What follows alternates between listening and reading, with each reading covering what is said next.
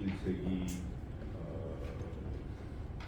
기업인 포럼에 제가 초청을 받게 돼서 너무 영광으로 생각하고요. 오늘 그리고 대표 주제는 여동찬 회장님 또 저희 사무국에서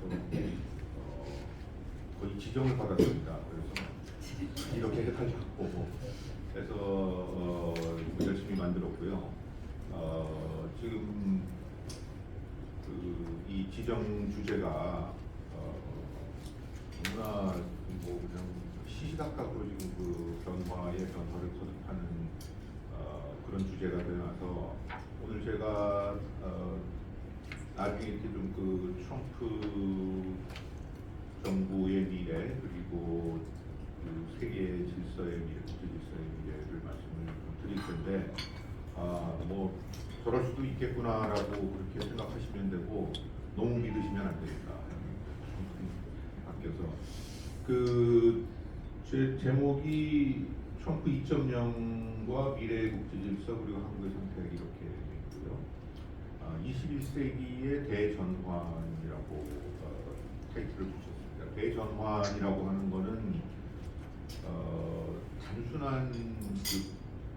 위기와 변화와 전환, 시프트가 아니라 전체의 질서를 바꾸는 그런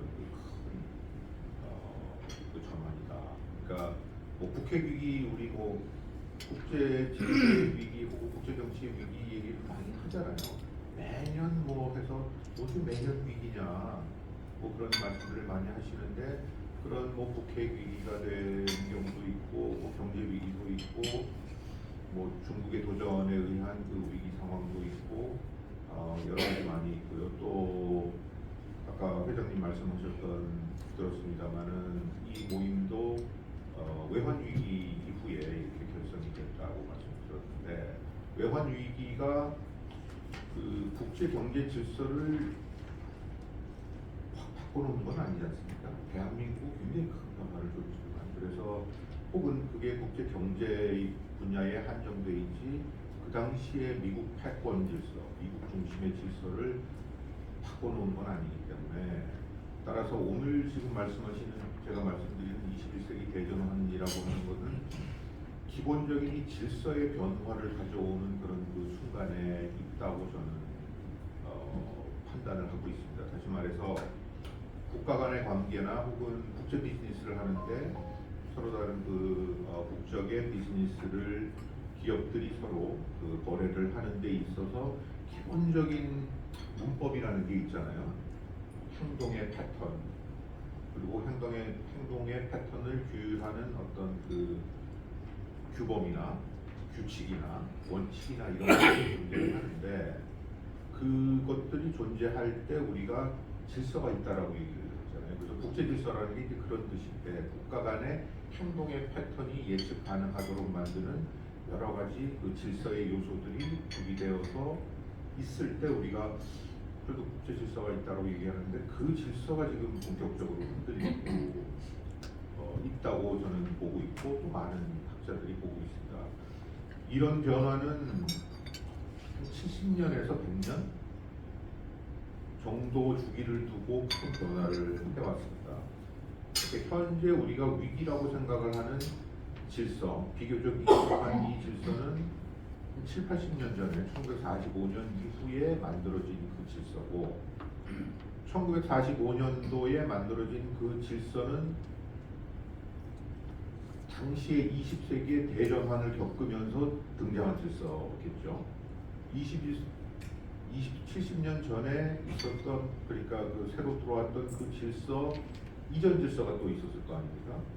그거는 영국 주도의 질서가 있었고 그게 또 80년이 됐습니다. 그러니까 80년, 70년에서 80년 사이로 이렇게 사이클을 그리면서 국제 질서가 등장하고 그것이 다시 쇠퇴하고 대전환을 맞이하고 또 새로운 질서가 등장하고 저희는 지금 21세기의 이 대전환의 중간에 학자에 따라서는 초입에 있다는 사람도 있고 또 상당한 한 10년, 15년 이미 거치고 있다라는 사람도 있고요.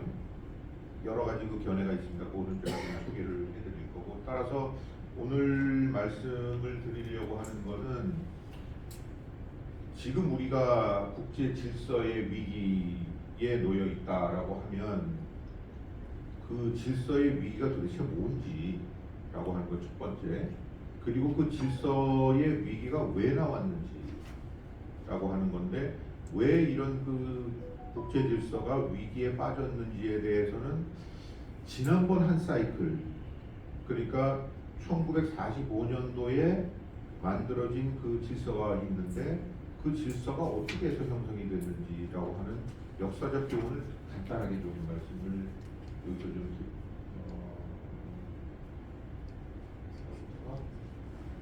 포인터 이렇게 보여주시죠. 네, 그래서 하여튼 그렇고요. 그래서 아니요. 네.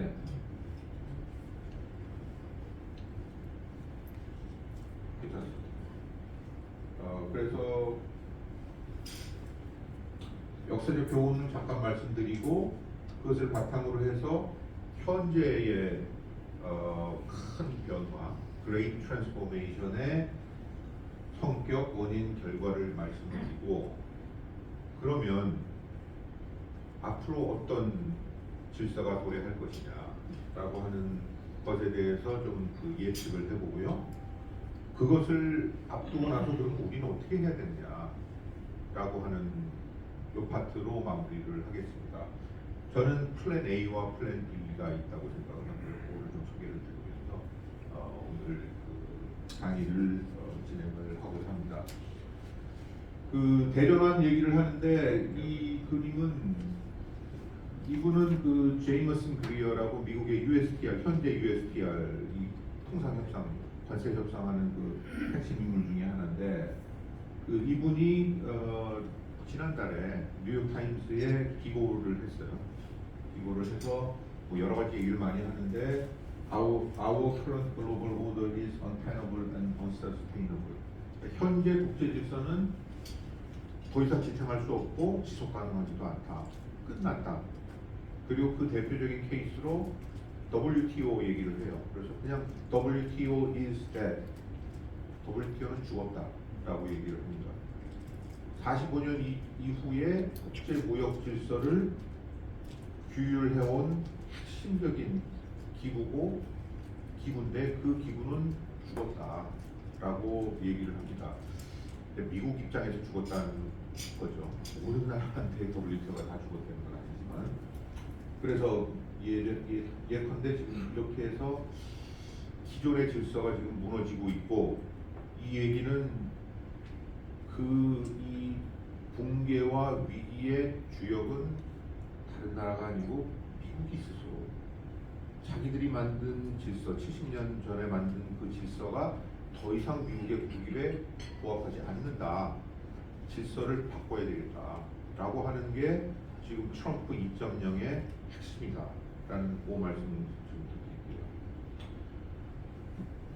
그 조금 역사를 말씀을 드리면 45년 2차 세계대전이 끝나고 나서 국제질서가 형성이 됐는데, 아까 말씀드렸듯이 국제질서라고 하는 거는 국제사회의 구성원의 일종의 그 행동의 문법 같은 거잖아요. 당신은 어떻게 행동을 해야 된다라고 하는 그런 그 규칙, 규범 이런 것들이 있는데, 그것에 기반한 국제질서가 만들어졌어요. 1945년도에.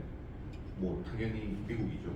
미국이 2차 대전에서 승리를 하고 이 질서를 만들었던, 따라서 이런 그 국제 질서는 이런 그 두 가지 양대 축으로 성립이 됐는데, 국제 질서는 간단히 얘기하면 저희 너무 익숙한 이게 보이시나요?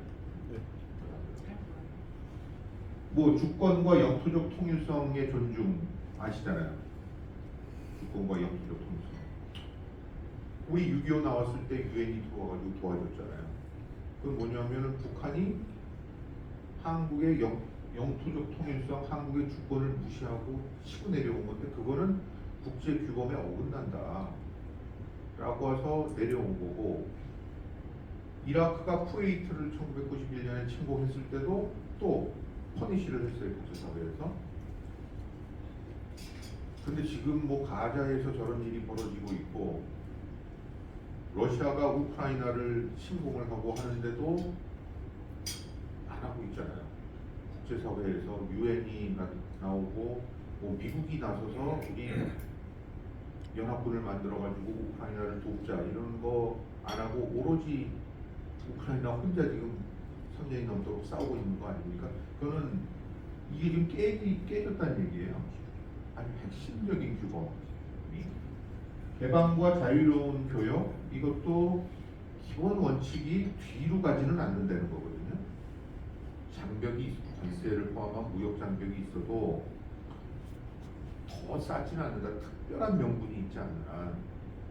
그리고 기본적으로 우리는 계속 해체해 나가야 될 거다. 왜냐하면 이런 무역 장벽이나 혹은 그 통화를 가지고 어떤 세력권을 구성을 하고 하다 보니 2차 세계대전을 맞이했기 때문에 더 이상 그런 그 과거의 실수는 되풀이하지 말자라고 해서 가급적이면 자유로운 무역으로 가자, 프리 트레이드로 가자라고 하는 기본적인 규범들이 있었고, 분쟁이 나도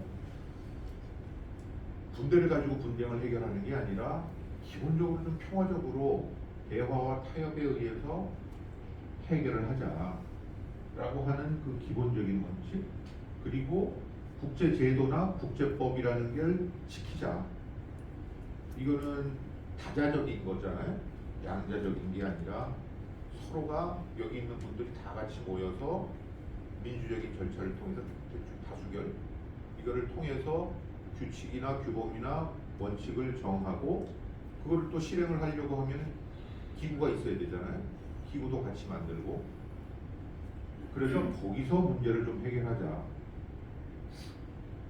6.25가 일어났을 때 유엔 안보리를 열어서 모여가지고 결의를 하고 참여하는 국가들을 모아가지고 유엔군 깃발하에 한반도에 들어왔던 것처럼 그런 기구, 유엔이라는 기구가 필요하다. 뭐 금융위기가 왔을 때 IMF가 그 나라를 갖다가 구제하고 들어온다. 이런 기본적인 국제제도와 국제법에 근거한 이런 것들이 옛날부터 있었던 게 아니라 45년 이후에 만들어졌던 그런 그 국제 질서란 말이에요. 그것이 그 핵심은 이 두 가지입니다. 하나는 이런 것들이 다 좋은 얘기인데 그거를 실제로 이끌어 나가는 패권 글로벌 리더십이 있어야 된다라고 하는 것 첫째. 그리고 이러한 일들은 기본적으로 다자주의적인 원칙에 의해서 조금 전에 말씀드린 것처럼 그냥 맨 나라 강대국들이 모여갖고 이렇게 합시다. 우리의 규범은 이거요. 이렇게 되는 게 아니라 다른 데도 유엔이라든지 혹은 IMF라든지 WTO나 이런 데서 기본적으로 합의를 통해서 규칙이나 규범, 원칙들을 정해 나가자라고 하는 이 두 가지가 양대 축이었습니다. 그것이 1945년도 이후에 만들어진 국제 질서고 이것이 그 규칙이라는 국제적인 규칙이라는 거에 근거한 질서였기 때문에 우리는 규칙 규범 기반의 국제 질서 혹은 자유주의적인 국제 질서라고 부릅니다. 그래서 자유주의 국제 질서 어디서 이렇게 보시면 아 그거는 대강 이런 것들이 지켜지는 그런 그 질서라고 보고 그 질서의 핵심은 여기에 있습니다. 미국이 최강대국으로서 1945년 그 당시에 세계 산업 생산의 50%를 미국이 했거든요. 압도적인 산업력을 갖고 있었고 군사력도 거의 50%. 압도적인 군사력을 갖고 있고 이런 그 압도적인 힘을 갖고 있는 미국이 압도적인 강대국으로서 자기 마음대로 일방주의적으로 지금 트럼프 하듯이 그렇게 세상을 다스릴 수 있었지만 이렇게 되면 질서가 무너지고 세상이 불안정해지고 언젠가는 전쟁이 올지 모른다. 3차대전. 그래서 미국이 이런 시스템을 적극적으로 지지를 한 한 거죠. 그래서 저희는 이 질서 속에서 70년을 살아왔습니다. 그리고 따져보면 우리가 최대 수혜국이죠. 그리고 모범생이고 잘 이걸 지켜오면서 이 시스템 속에서 성공했던 나라라고 우리가 생각을 할 수가 있을 것 같아요. 그래서 이 부분이 잠깐 좀 지나가는데 그냥 역사로 생각을 해주시면, 그러면 아까 말씀드린 지금의 시스템이 1945년이면 45년에 생겼으면 그 전 한 30년간의 대전환의 격동기가 있었겠죠. 지난 시스템이 무너지고 나서 그 지난 시스템은 영국 주도 국제 질서입니다. 팍스 브리타니카. 그러니까 45년 이후로 우리가 팍스 아메리카나 이렇게 부르잖아요. 그 전에는 팍스 브리타니카인데 영국이 만들었던 시스템이 이런 시스템입니다. 자유무역을 하는 시스템, 그리고 근본위제, 나중에는 달러본위제 이렇게 했었잖아요, 미국 때는. 그리고 제국주의가 허용되는, 전 세계가 제국에 의해서 다 분할이 되지만 그 제국들 사이에서는 세력 균형이 있는. 왜 그렇잖아요. 유럽에서 특정한 국가가 강해지면 영국은 약한 쪽의 편을 들어서 균형을 만들어주는, 러시아가 부상을 하면 프랑스 쪽의 힘을 얻어서 세력 균형을 유지하고, 독일이 비스마르크해서 또 올라오니까 또 프랑스 혹은 동구를 도와서 영국이 세력 균형을 유지하고, 이런 그 세력 균형 체제가 그 이전의 체제였는데, 이것이 1차 세계대전, 2차 세계대전을 겪으면서 붕괴가 되고 미국 주도의 새로운 시스템이 등장을 한 건데, 여기서 우리가 그 두 가지를 볼 수 있는데, 하나는 지금 뭐 이렇게 막 나오는 미국의 스토리하고 좀 비슷한 얘기들이에요. 당시에도 영국이 기존의 자유무역 시스템을 유지를 하면서 시스템 속에서 최강대국이 됐었잖아요. 19세기에. 그랬는데 20세기 들어오면서 독일이 치고 올라오고 러시아가 올라오게 되면서 자유무역 체제 속에서 영국의 국력은 더 이상 타이되질 못하고 상대적으로 쇠퇴를 하게 됩니다. 그러니까 이런 그 자유무역이나 혹은 자유로운 시장, 이런 것들이 그 더 이상 영국의 국익에 부합되지 않는 상태가 오게 되면서 영국의 리더십이 쇠퇴하게 되는 그런 상황이 발생하고, 영국의 리더십이 쇠퇴하면서 독일이 올라오고 해서 대전이 일어나는 그런 그 상황이었고, 이 1차의 대전환, 영국이 디클라인 하면서, 그러면 우리가 조금 전에 봤던 것처럼 미국이 나와야 되는데 당시에는 글로벌 리더십이 부재했어요. 이건 뭐냐 하면 영국은 이미 20세기에 들어오면서 더 이상 세계 최강대국이 아니었습니다. 당시 그러면 2000년 당시에 세계 최고의 경제대국은 어디죠? 미국이에요. 그리고 독일이 영국하고 거의 비슷하게 올라오고, 그러면 리더십은 미국이 돼야 되잖아요. 근데 여러분들 아시다시피 미국은 글로벌 리더십을 행사할 만한 충분한 능력이 있음에도 불구하고 의지가 없었어요. 우드로 윌슨이 국제연맹을 만들고 세계 질서를 주도하려고 했는데 누가 반대했습니까? 국내에서 반대했잖아요.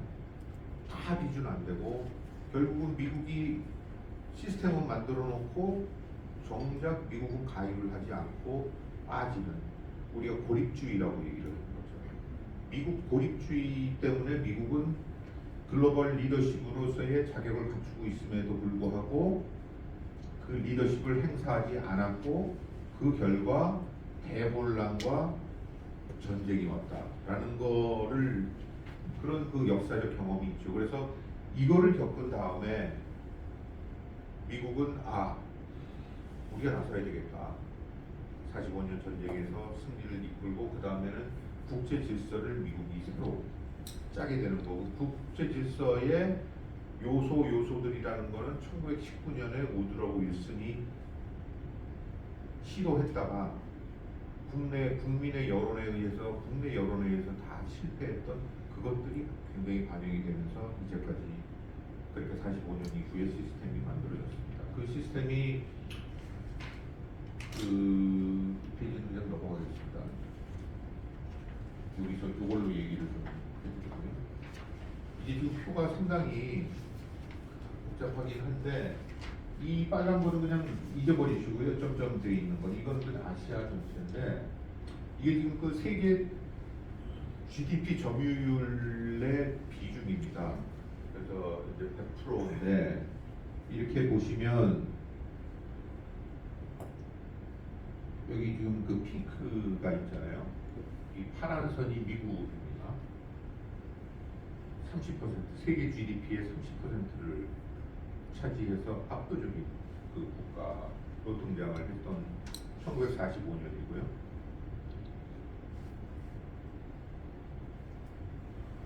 2000년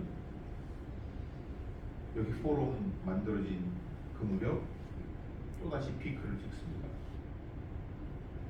이 두 피크에 요만큼 내려가지만 요만큼 내려간 부분들은 미국의 핵심 동맹국 일본과 유럽이 그대로 메워졌습니다. 미국의 충실한 팔로워죠.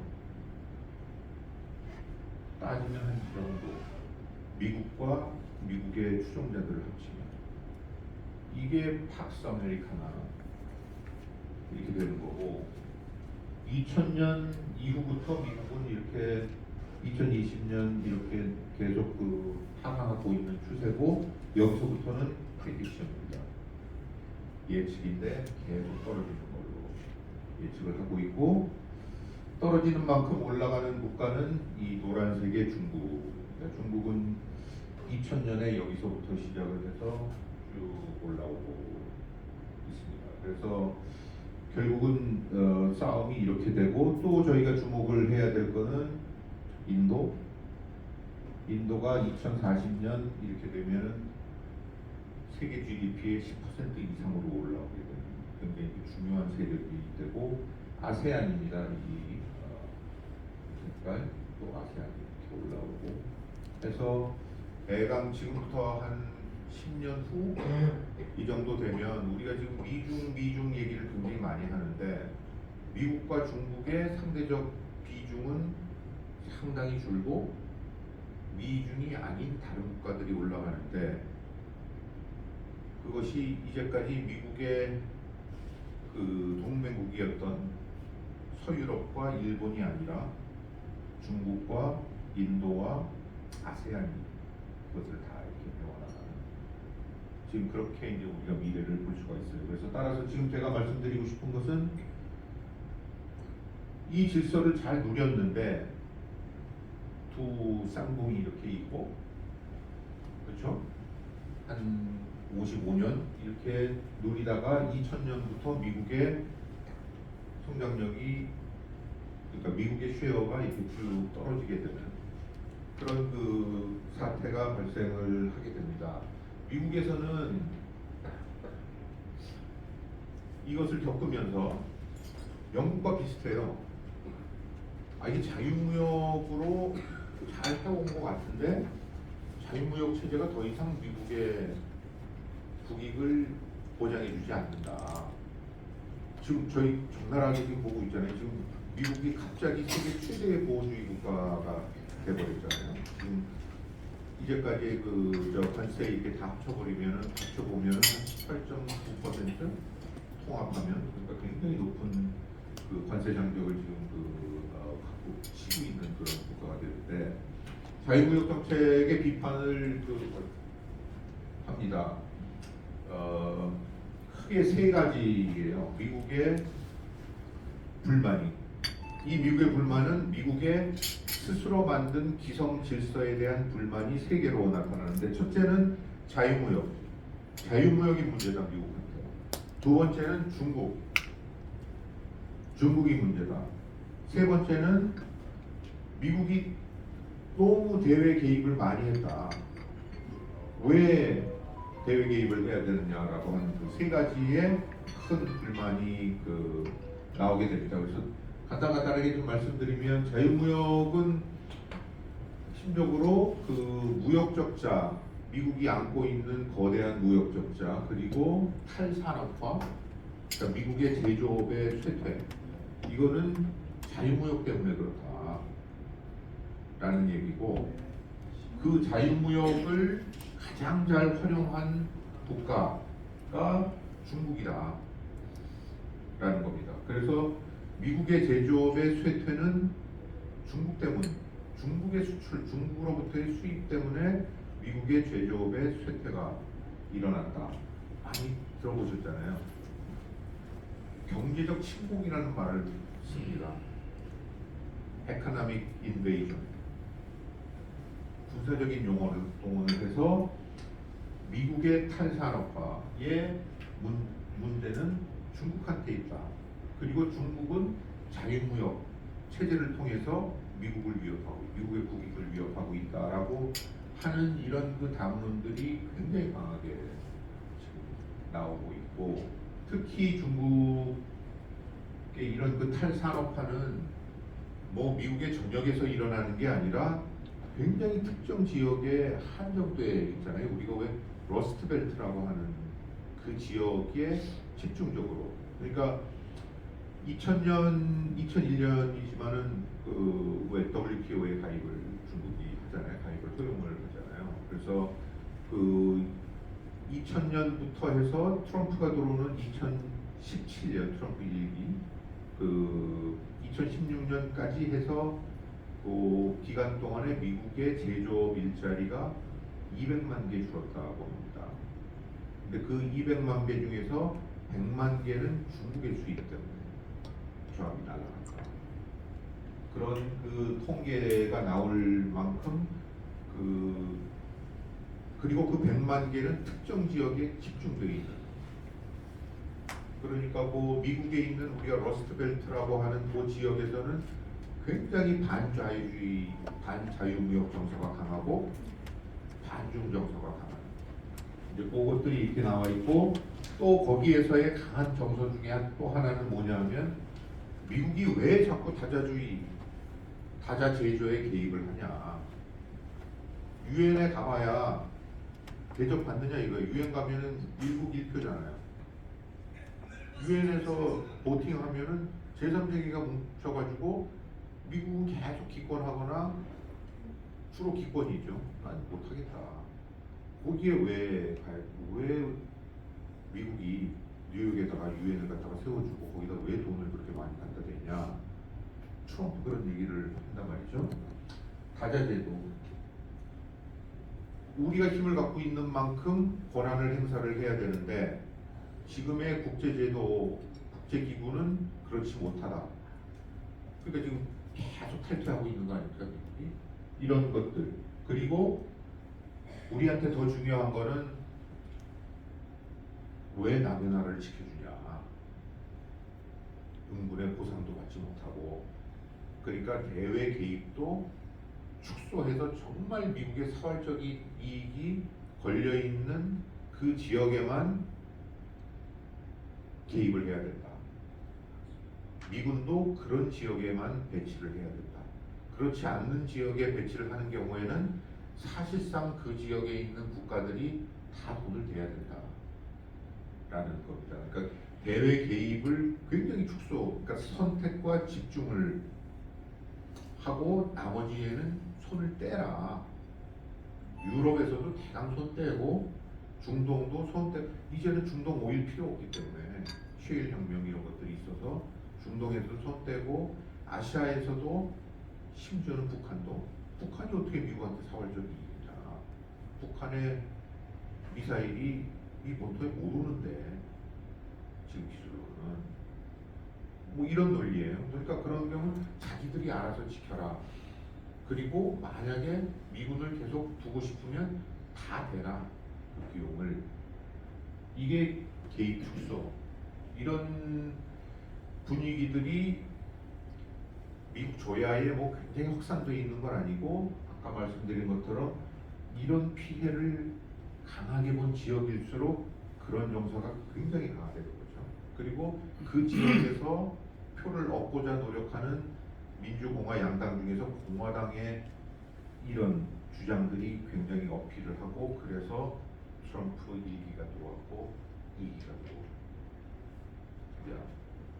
그런 그 배경이 있습니다. 그래서 그게 이제 하나고요. 또 하나는 중국인데 그러면 지금 이 국제 질서의 혼란과 위기는 오로지 온전히 미국 책임이냐? 그건 아니죠.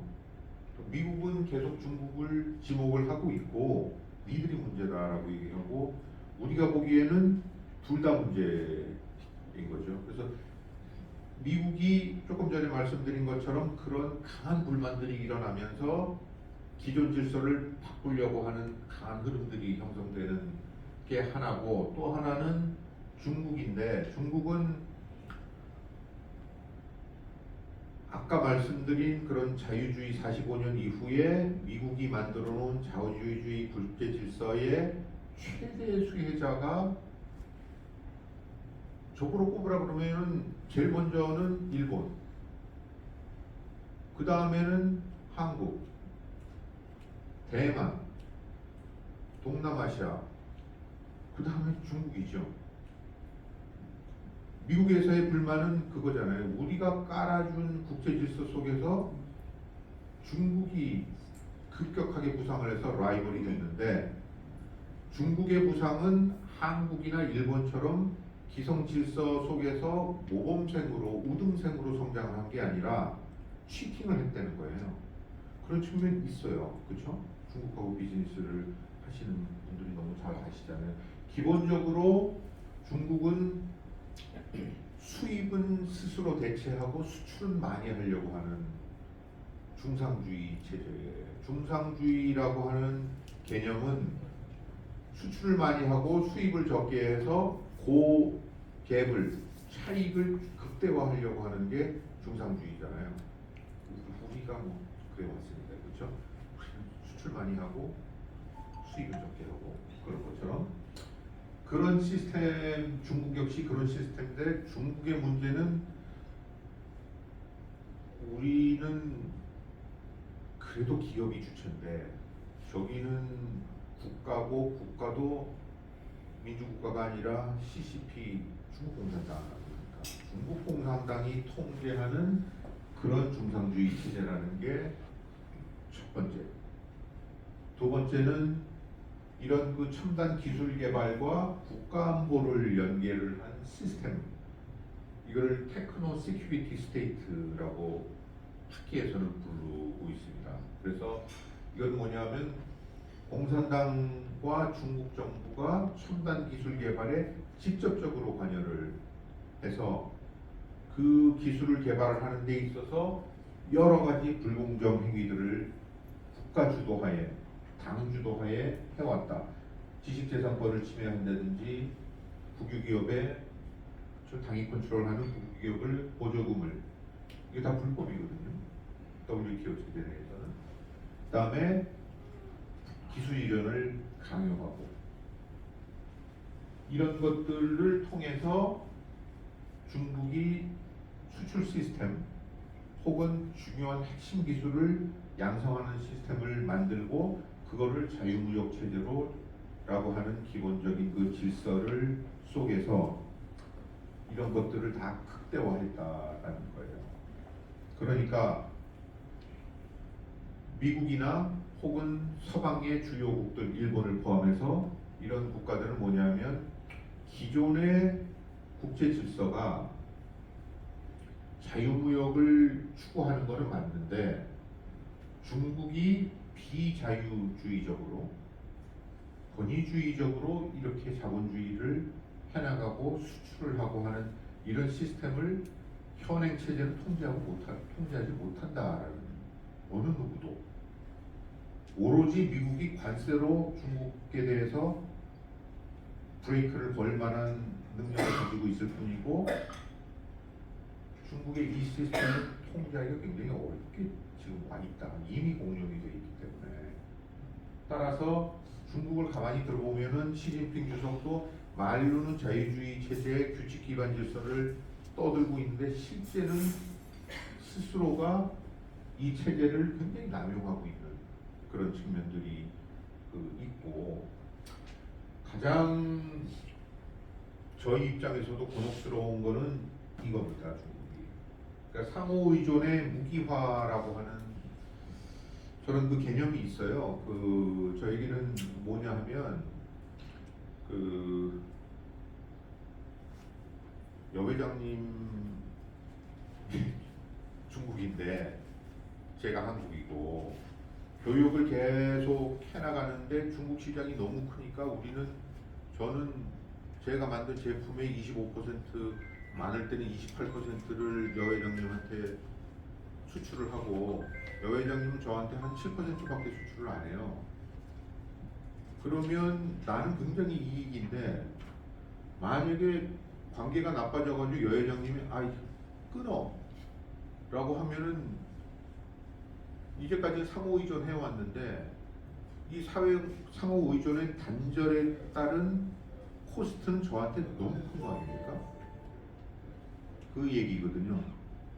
그런 상황을 여 회장님이 무기화하면 저는 굉장히 곤혹스러운 거죠. 그러니까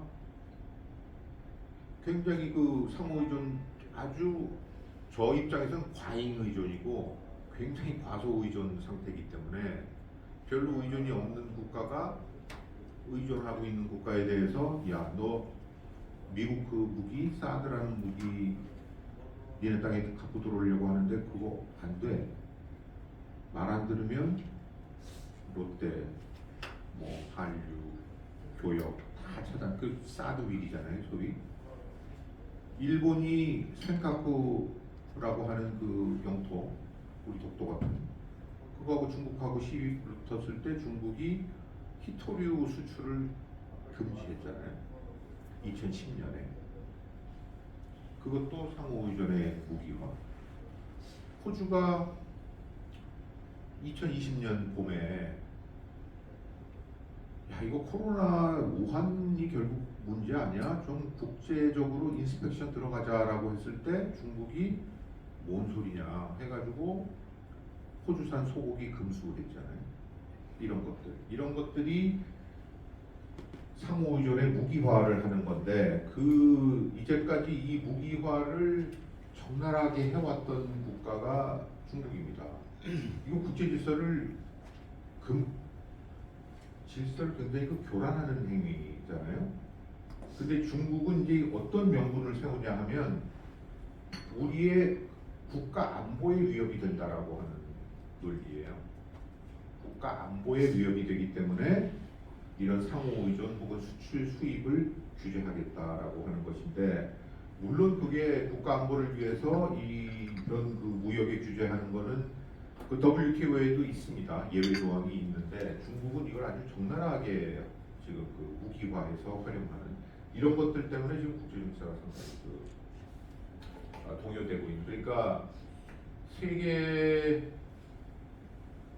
지금 탑 1, 탑 2가 현재 국제 질서를 교란하고 위기에 빠뜨리는 두 주역이 되면 지금 국제 질서는 좀 희망이 없어 보이는 거죠. 그래서 이제 저희가 이게 국제 질서의 위기고 또 한 차례 대전환의 지금 한복판에 저희가 좀 들어왔다라는 결론을 내릴 수가 있습니다. 그래서 요게 이제 미국인데 미국이 어떻게 반응하느냐 간단히 말씀을 드리면 이 트럼프 관세 전쟁 지금 숨막히게 지금 이렇게 돌아가고 있고 우리는 아직도 미국하고 딜이 안 돼 있잖아요. 안 돼 있기 때문에 그 트럼프 관세 전쟁이 있는데 WTO는 일단 끝났고, 그래서 지금의 그 다각적 국제 무역 체제는 복구가 상당히 지금 어려운 상태까지 지금 와 있다라고 하는 거. 그 핵심은 미국이 글로벌 리더십 혹은 패권의 역할을 방기하고 있는 것, 스스로 그것을 포기하고 있는 것이 가장 큰 문제고, 두 번째는 정말 우리 같은 중견국 입장에서 참 곤혹스러운 것인데, 우리는 상호 의존의 시스템에서 이제까지 성장해 왔던 거 아닙니까? 모든 국가들과 교역을 통해서, 투자를 통해서, 또 인적 교류 이런 것들을 통해서 성장을 해왔고 발전을 해왔는데, 이런 것들을 자꾸 무기화하려고 하는 시도들이 나오고 있고, 지금 미국에 트럼프의 여러 가지 관세 조치들이 있잖아요. 이 관세 조치들이 어떻게 용인이 되는 거죠? 미국 스스로, 미국 국민들한테.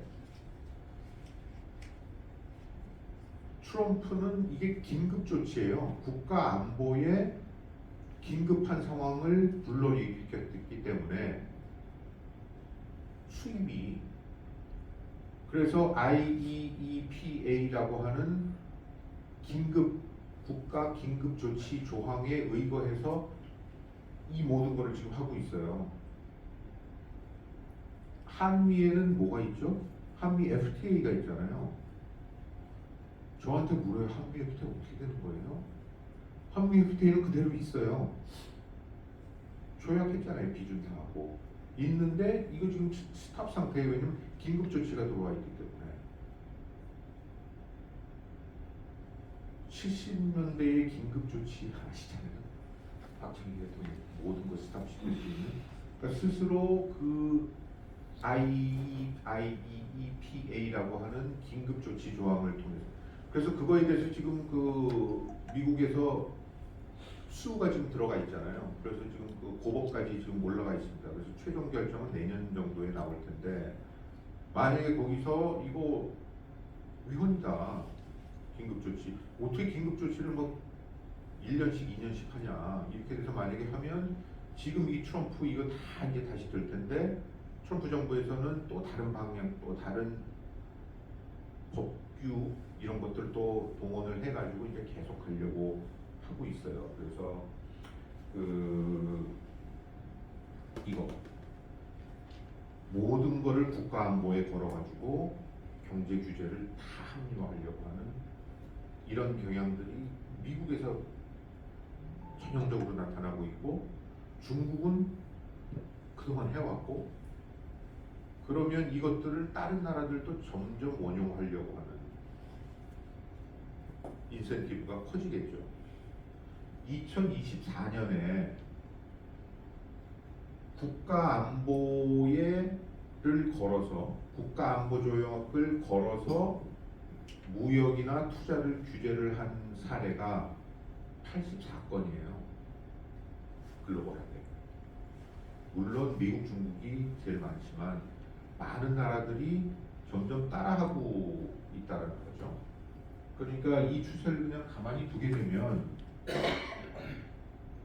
이거 걸핏하면 국가안보 걸어가지고, 우리도 기억하시죠? 1919년에 일본의 아베 수상이 반도체 3소재에 대해서 수출 통제했잖아요. 그 수출 통제할 때 실제 수출 통제 이유는 그 전해의 대법원 강제동원과 관련된 대법원 판결, 말도 안 된다 라고 해서 그거에 대한 보복 조치로 했지만 명분은 국가안보였어요. 한국이 주요 물품에 대해서 제대로 관리를 하지 못하고 있다, 심지어는 이렇게 북한에 들어갔을지도 모른다, 이런 식의 얘기를 흘리면서 국가안보 조항을 걸어서 반도체 세 소재의 수출 규제를 했단 말이죠. 그 당시에. 그런 것처럼 그거는 아베가 트럼프 보고 배운 거예요. 2018년에 트럼프가 중국에 대해서 국가안보를 걸어가지고 GT, 화웨이 이런 거 막 규제했었잖아요. 그 난데없이 한 게 아니라 다 국가안보 걸어서 한 거거든요.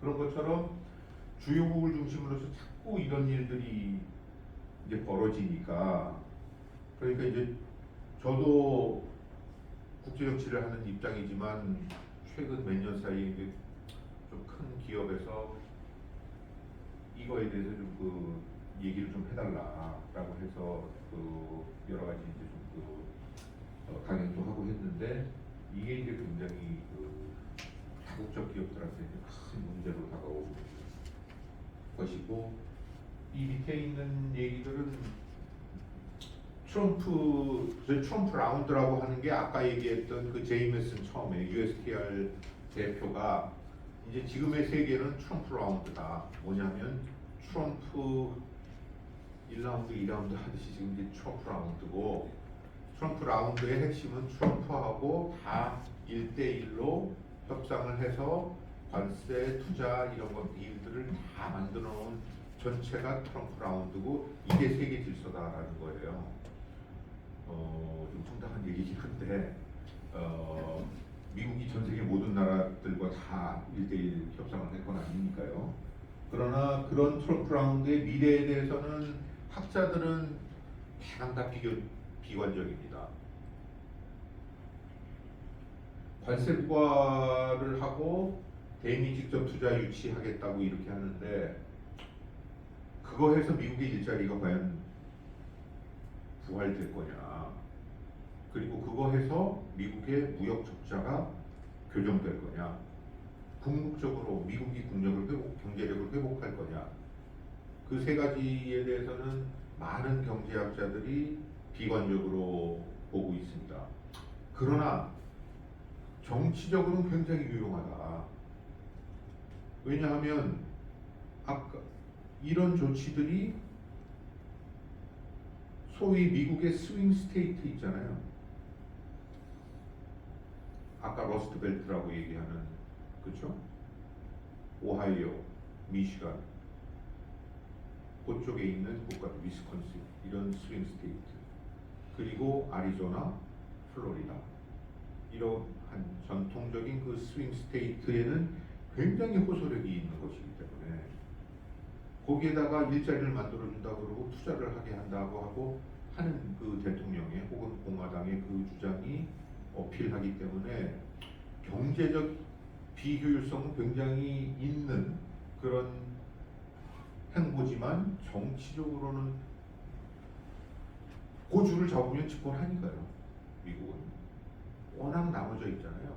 우리 영토랑 나눠져 있듯이 거기도 나눠져 있어서 깃발만 꽂으면 그게 되는 거고, 나머지 우리의 수도권 격전지처럼 걔네들도 스윙 스테이트만 잡으면 되는데, 요 스윙 스테이트에는 조금 전 페이지에 나왔던 그 세 가지의 비판, 그리고 세 가지의 대안들이 어필링하다. 그래서 이것이 많은 사람들이 저희 특히 국내에서 한국과 같은 동맹국들을 포함해서 이게 내년도 중간 선거까지 빨리 경제 실적이, 부정적인 경제 실적이 빨리 나와서 그것을 통해서 중간 선거에서 공화당이 상당한 패배를 이루어야 트럼프가 유턴까지는 아니더라도 더 말한 대로 다 나가지는 않지 않겠냐, 그런 희망들은 갖고 있어요. 일본, 제가 어제 일본 출장을 다녀왔는데, 일본은 트럼프 라운드를 이미 마쳤잖아요. 이미 맞춰서 지금 그 15% 상호 관세와 주요 품목별 관세의 15% 자동차 포함해서 이거 맞춰놓고 나머지 6,500억에 대해서 지금 나온 황당한 딜이 있잖아요. 그거에 대해서 사인해줬어요. 근데 이 사람들 얘기는 사인은 사인이고 이거는 엄청난 시간이 걸리는 일이기 때문에 두고 본다. 그리고 우리는 그동안 사인 많이 했어요, 실제로. 그러니까 1991년도에 미국이 엄청나게 일본에 대해서 무역 적자가 계속 누적이 돼서 당시에 부시 대통령이 그때 뭐 크라이슬러 해가지고 아야코카라고 하는 그 유명한 크라이슬러 회장해서 자동차 업계들, 전자 업계들 해서 100명을 데리고 도쿄에 가서 일본이 그 미국에 수출하는 걸 하지 말라고 하지는 않겠다. 수출을 하되 이들은 그 대신 수입을 이만큼 무조건 해. 그래서 수치 타겟을 줬어요. 그래서 크라이슬러에 들어가는 부품의 50%는 일본이 무조건 갖다 대야 된다. 혹은 일본이 만드는 혼다, 미국 공장에서의 혼다 차에는 무조건 몇 %는 미국의 부품을 다 집어넣어라 해서 수치 목표를 달아가지고 하겠다고 했고 일본이 다 사인했거든요. 근데 수치 목표라는 게 그걸 어떻게 맞춰요? 경제 상황도 있고 많은 부실들이 생겨나는 거기 때문에 걔네들은 그렇게 얘기를 하더라고요. 뭐 해봤는데 써주는 거 써주는 거고 써줘서 이득을 취하고 그 다음에는 또 협상을 통해서 해결해 나간다. 뭐 무슨 뭐 이익의 90% 저희가 50% 여기 오고 나중에 50 하는데 페이커는 다 좋은 얘기고 시간이 지나면 바뀔 거고 미국의 중간 선거 어떻게 될지 모르고 3년 후에 또 대선이 오고 이렇게 되기 때문에 그냥 일단은 써줬다. 뭐 그런 얘기를 합니다. 어쨌든 간에 이런 얘기들이 이제 그 미국의 정치 상황을 고려한 앞으로 중간 선거나 혹은 다음 대선의 변수들이 있다. 그런 측면에서 그 트럼프 라운드가 지금 막 진행이 되고 있지만 앞으로 미국의 행보의 변화 가능성은 있는 게 아니냐 이런 얘기입니다. 그래서 그 시간이 많이 돼서요. 요 그냥 그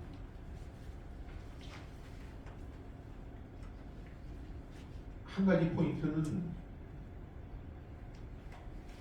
트럼프 라운드가 아주 그냥 명목적으로 커버되는 세계 교역은 13%입니다. 왜냐하면 미국의 세계 교역 양이 13%예요. 공급망 이렇게 쫙 연결되면 더 훨씬 더 많은 영향력을 미치지만 마치 트럼프의 이 관세 협상으로 지구 경제가 그냥 다 절단 나는 것처럼 생각을 할 필요는 없다. 따라서 지금 트럼프 라운드로 걸려있는 많은 국가들은 대강 전체 포션에 이거 플러스 알파로 한 많아야 배 여기에 한 26%, 25, 26%고 많은 부분들은 미국과 상관없이 여전히 교역들이 여기 계신 분들도 그렇잖아요. 다 미국하고 다 트럼프 영향이 있는 건 아니니까요. 간접적인 영향이 있을 것이지. 따라서 나머지에는 여전히 규칙 기반의 무역 질서를 계속 만들어 나가는 그 노력들이 필요하다라고 해서 가장 많이 얘기되는 게 CPTPP입니다. CPTPP는 Comprehensive and Progressive Trans-Pacific Partnership이라고 해서 오바마가 추진한 거였어요. 오바마 8년, 한 7년 동안에 다 됐는데 미국을 포함한 12개국이 다 됐는데 16년 대선에서 이게 무너집니다. 그리고 트럼프가 2017년 대통령 취임하자마자 첫 번째로 CPTPP에서 탈퇴해요. 그래서 11개국의 멤버십으로 시작이 됐고 재작년에 영국은 브렉시트로 빠져나왔잖아요. 그래서 영국이 들어가가지고 CPTPP 12개국이 돼 있는데 그 CPTPP 12개국은 그 유럽에 있는 뭐 그 독일, 프랑스 이런 나라들 빼놓고 나머지 나라 주요 국가들은 다 들어가 있습니다. 그리고 미국의 동맹국들 다 들어가 있어요. 한국 빼고.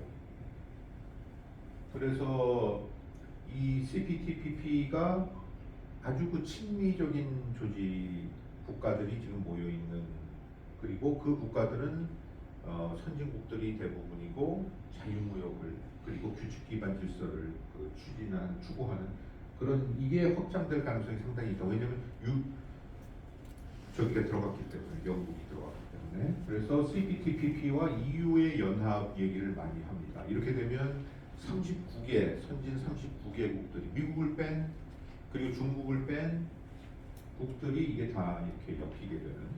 그래서 이것을 통한 규칙 기반 무역 질서의 유지가 가능할 수 있고, 두 번째는 그 중국은 또 중국 중심으로 자유 뭔가 만들 것이고요. 이렇게 되면 장래에 미국이 여기에 트럼프가 나가고 새 정부가 들어오고 했을 때 이쪽으로 이제 다시 들어올 가능성이 있지 않느냐, 이런 그 얘기들을 합니다. 그래서 지금 뭐 현 정부에서는 이 CPTPP에 우리가 가입을 해야 되는 거 아니냐. 얼마 전에 그 총리도 이 얘기를 했고요. 그래서 지금 뭐 경제부처에서는 굉장히 그 검토를 긴밀하게 지금 하고 있어요. 요게 이제 그 하나의 그 이슈고, 두 번째는 동맹인데 아까 제가 말씀드린 것처럼 과잉 팽창했다. 미국이 계획 이익을 따라서 이제는 미국이 과대 팽창하는 거는 더 이상 기대할 수가 없고, 그런 측면에서는 그 이제 미국은 선택과 집중을 할 텐데, 그 핵심 인물이 엘브리지 콜비 지금 국방차관입니다. 한국에도 몇 번 다녀왔었고요. 이 사람은 뭐냐 하면 중국을 거부하겠다는 거예요. 중국의 영향력을. 그래서 이 태평양에서 중국의 영향력을 차단하겠다. 그게 핵심 전략 목표입니다. 세계 평화의 유지 이런 거 아니고, 유럽이 자기들이 알아서 5% 국방비 증가해가 증액해서 니들을 지켜라. 미국은 대서양 건너서 유럽이기 때문에 충분한 능력이 있는 나토 국가들, 유럽 국가들이 스스로 자구 노력을 해라라고 하는 거. 중동은 스스로, 미국은 더 이상 개입하지 않는다. 거기에 석유의 이익이 더 이상 안 걸려 있기 때문에. 한반도는 아까 말씀드린 것처럼 미국의 핵심 이익이 아니다. 핵심 이익이라고 하는 건 미국의 국익이 결정적으로 훼손이 돼야 되는데, 그러려면 LA나 시애틀에 미사일이 떨어져야 되는데 그럼 질 수가 없다. 그러니까 북한에 대한 억지는 한국이 알아서 해야 된다. 여기에 있는 주한미군은 38 휴전선을 지키는 주한미군이 아니라 이 지역 전체를 의 안정을, 표면적으로는 안정을 위해서 기능을 해야 되는 주한미군이 되어야 된다. 더 구체적으로는 중국 견제를 위해서 쓰는 아주 중요한 그 포스. 왜냐하면 평택기지라는 게 전 세계에서 국경에서 가장 가까운 기지거든요. 그 기지 자체도 중국을 바라보고 있고, 현재 자체도. 따라서 굉장히 유용한 지금 이 평택에 있는 그 미군 기지가요. 그래서 그것이 이 엘브리지 콜비의 핵심 전략이고, 저희도 이제 다 알고 있습니다. 다만 안보청구서가 아직 안 왔을 뿐이죠. 경제청구서 왔고 이것에 대한 그 딜이 아직 안 돼 있는데, 아마 다음 달이면 이제 그 에이펙 하잖아요. 에이펙 하게 되면 이제 올 거예요, 당연히. 물론 에이펙, 트럼프가 에이펙 오는 거는 한국의 안보청구서 내밀기 위해서 오는 게 아니라 시진핑 만나러 오는 건데, 시진핑 만나면서 한국에 대한 그러니까 이게 안보 라운드는 아직 시작 안 했고요. 트럼프의 무역 라운드, 무역 투자 라운드만 몇 때까지 왔고 그 다음에 이게 오는데 이렇게 되면 우리 입장에서 지금 생각을 해야 되는 건 이 두 가지입니다. 이제까지의 동맹이라고 하는 거는 한미 동맹을 포함해서요. 이거는 아까 처음으로 돌아가면 국제 질서를 유지하기 위해서 미국은 동맹 체제를 만들었 거예요.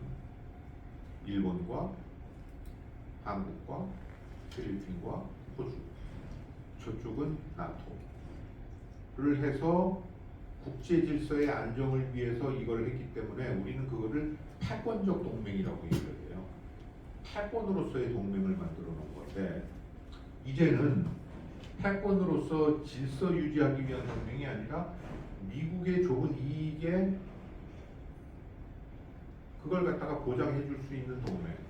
그래서 동맹의 기준이 이렇게 두 개라고 얘기를 하고 있고 저도 이렇게 보고 있습니다. 첫째는 미국의 노동자와 기업에 도움이 되는 동맹. 이번에 무역에서의 트럼프 라운드 전형적으로 이거잖아요. 미국의 노동자와 기업에 그리고 미국의 재산업화, 제조업 부활에 도움이 얼마나 이익을 주느냐에 따라서 동맹의 가치, 동맹의 순위를 결정하는. 일본은 요거 보고 예스 예스 해가지고 여전히 탑티어 동맹 거기 지금 있으려고 하는 거죠. 어느 정도 성공한 것 같아요. 두 번째, 이게 되게 아이러니컬한 모순되는 얘기인데 그 동맹이라고 하는 거는 내가 위험할 때 도와주고 상대국이 위험할 때 내가 가서 도와주는 게 동맹인데 트럼프의 동맹과는 네가 위험해져 가지고 나한테 안보 리스크가 너무 크면 안 된다는 거예요. 그러니까 네가 많이 위험하지 않도록 스스로 자구 노력을 많이 하려는 거죠. 나는 내 위협, 최대 위협인 중국이 있으니까 여기다가 지금 할 거고 쓸데없이 남중국해나 뭐 다른데 한반도나 이런 데서 내 힘을 거기다가 쓰고 싶지 않아. 그러니까 스스로 자구 노력을 많이 하는 동맹국이면은 동맹국 랭크의 위로 올라가게 되는. 그러니까 전형적인 거래 중심적인 사고 동맹에 대한 그런 기준입니다. 그래서 이제 이렇게 동맹을 우리한테 갖다 댈 때는 우리는 뭐 혈맹이고 가치 동맹이고 그것에 의해서 빗셀 틈 없는 동맹 체제를 만들었다고 하는데 이제는 뭐 그런 것들은 다 날아가고 미국이 얼마나 경제적 이익을 가져다 줄 수 있는지 그리고 사고가 났을 때 스스로 얼마나 많이 커버할 수 있는지 그 능력을 그 능력과 의지를 보여줄 때 동맹이 비로소 공고가 하게 되는 거죠. 근데 여기 여러분들께서 생각하시기에 한미 동맹을 얘기할 때 핵심은 뭐죠? 이건 결정적으로 미국이 도와줘야 된다. 그거는 해구산이잖아요. 우리 핵이 없기 때문에 소위 확장 억제라고 하는. 그러니까 미국이 한반도 유사시에 핵으로 도와줄 수 있다라는 것 이게 확신이 이루어져야 북한이 안 움직이는 거 아니에요. 아니면 그 상당히 조건부로 확장 억제 해구산이네 이렇게 되면 이제 핵 갖고 위협하려는 그 유인이 점점 더 커지게 되는 거고 중국도 마찬가지고 한국에 대해서 중국 바로 가까운 바다 근처에 있는데 어마어마한 핵 태세가 그런 속에서 미국의 그 핵안보 공약이 한미 동맹의 핵심이죠. 뭐 전선에 뭐 군인이 얼마나 많이 있느냐 이걸 우리 할 수 있는 거고, 그러니까 그거를 지켜주기 위해서 그러면 미국한테 뭘 해야 되느냐라고 할 때 이게 무슨 여기 그 뭐 방위비 분담 이런 얘기들도 많이 있지만 결국은 이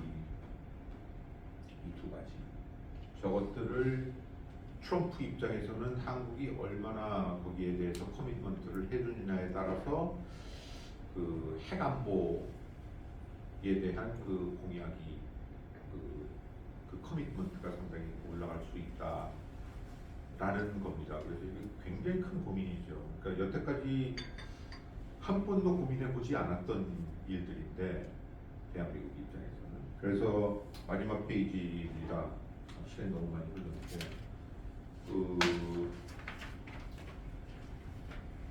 이렇게 좀 보시면 이제까지 우리가 해왔던 익숙했던 기존의 국제질서에서 익숙했던 그 행동 패턴 혹은 문법은 첫 번째는 미국 패권을 잘 추정하면 되는 거였어요. 그래서 그거는 기본적으로 그렇게 하는 경우에 미국은 거의 일방적이죠. 우리가 미국을 지켜줄 일이 없으니까 미국이 한미동맹을 통해서 우리를 지켜주고 그 핵심으로서 이것들을 해줬는데, 그리고 미국 이외의 동맹 외교도 기본적으로 우리는 미국 편을 항상 들어왔어요. 어떤 국제 회의를 가도 미국 추수 노선을 기본적으로 갖고 있었고, 경제적으로는 우리는 안미 경중 혹은 안미 경미중, 그래서 안보는 미국이고 경제는 중국 중요하고 또 미국도 중요하고 이렇게 해서 좀 해보려고 했는데 미중 전략 경쟁이 들어오면서 굉장히 큰 고민을 안게 돼서 그럼 이게 미국으로 해야 돼? 이거 어떻게 해야 돼? 이런 상황까지 지금 와 있었던 것인데, 트럼프가 들어오면서 이제 어떤 변화들이 있는 거냐? 플랜 A와 플랜 B입니다.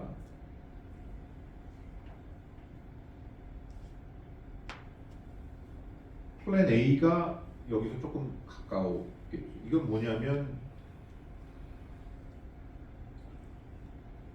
미국이 이제는 그 글로벌 리더십 더 이상 행사하지 않으려고 하는데, 동맹국들이 여전히 우리는 당신을 모시고 패권 질서를 유지하는데 돕겠다. 패권의 의지를 포기하지 말아라. 라고 하는 게 플랜 A입니다. 그게 사실 어떻게 생각하면 베스트일 것 같기도 해요. 그렇지 않습니까? 이제까지 그렇게 살아왔는데 미국의 힘이 빠지면 그러면 동맹국들이 그 힘을 좀 보충해 줄게.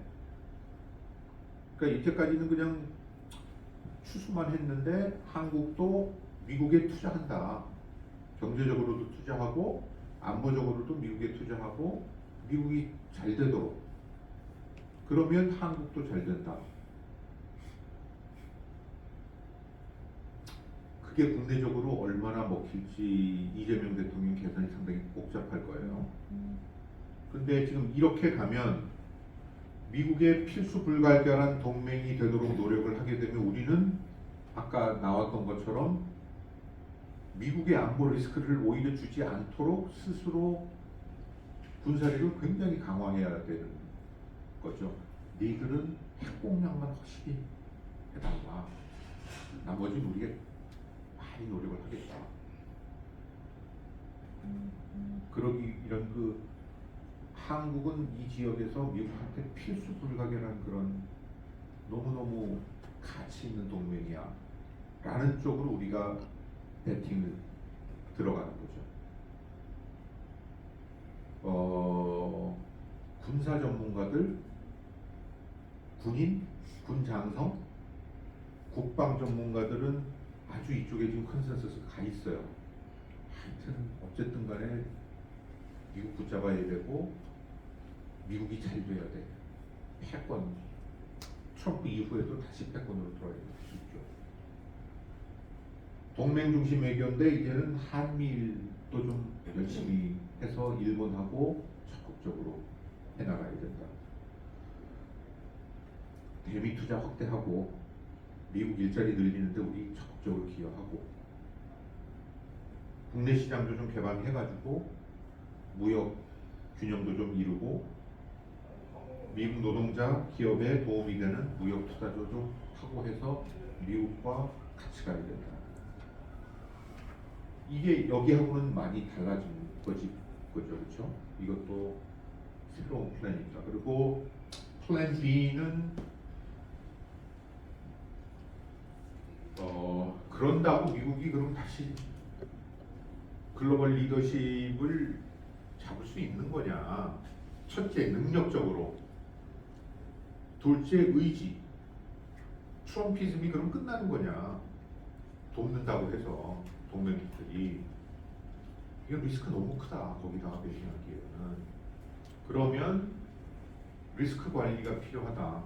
경영할 때 리스크 관리하듯이 이제는 확실한 거 없고 불확실성이 너무 크기 때문에 미국이 어떻게 될지도 모르는 거고, 그러니까 미국의 국내 정치가 여러 가지 변수들을 갖고 있기 때문에 리스크 해칭하는 방식으로 외교 전략을 짤 수밖에 없다.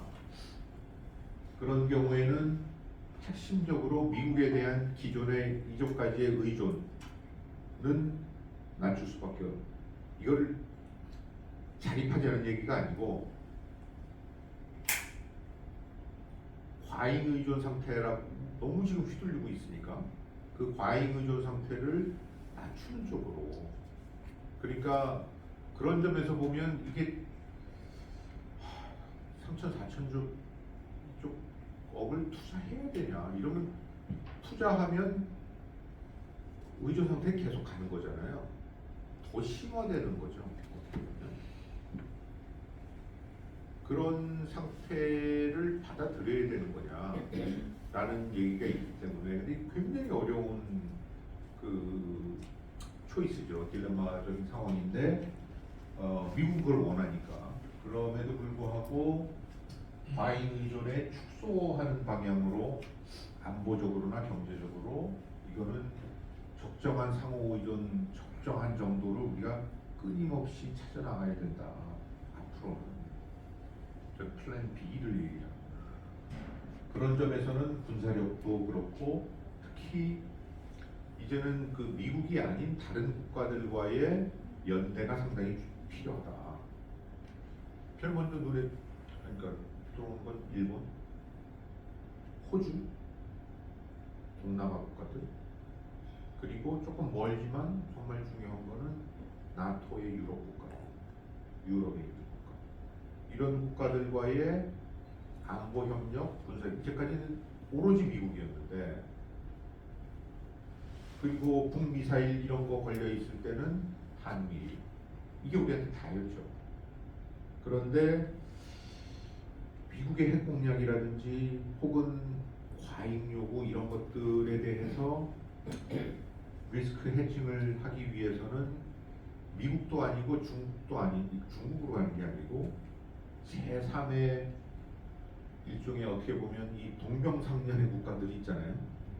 미국의 동맹국이면서 미국에 대한 리스크에 지금 굉장히 고민하고 있는 이런 국가들 간의 연계들을 자꾸 만들어 나가는, 그러니까 이 코얼리션을 자꾸 만들어 나가는 게 군사적으로도 굉장히 중요한 조이스예요.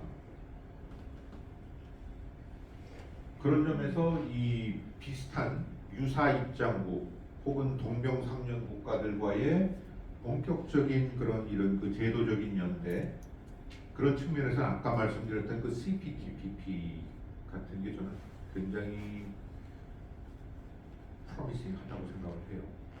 그리고 거기에 들어가 있는 국가들은 미국이 의심하는 국가가 거의 없어요. 미국의 동맹국들 중심으로, 파트너 국가들을 중심으로 이렇게 돼 있고, 왜냐면 오바마가 그렇게 모았기 때문에 애시당초. 그리고 거기에 스스로 빠졌지만 영국이 들어가고 EU가 들어가고 만약에 한국이 들어가고 한다고 하면 미국의 글로벌 동맹국들은 다 들어가는 그 경제 체제가 되는데 뭐 경제도 하고 안보도 하고 경제 안보라는 게 있으니까 그래서 그런 그 노력들이 본격적으로 이루어져야 된다. 그러니까 이게 CPTPP는 이게 또 개방 문제가 있거든요. 농산물, 수산물 개방 이런 문제가 있고 소고기 문제도 있고 해서 국내 정치적으로 신경이 많이 쓰이는 건 사실인데 그러나 전략적으로 볼 때 저는 굉장히 중요한 그 결정이 이루어져야 된다고 보고 플랜 B에 어떻게 보면 굉장히 핵심적인 그 요소라고 보고요. 마지막으로는 이 탈미국 의존도 중요하고 중국인데 우리가 뭐 탈중국 많이 얘기했잖아요.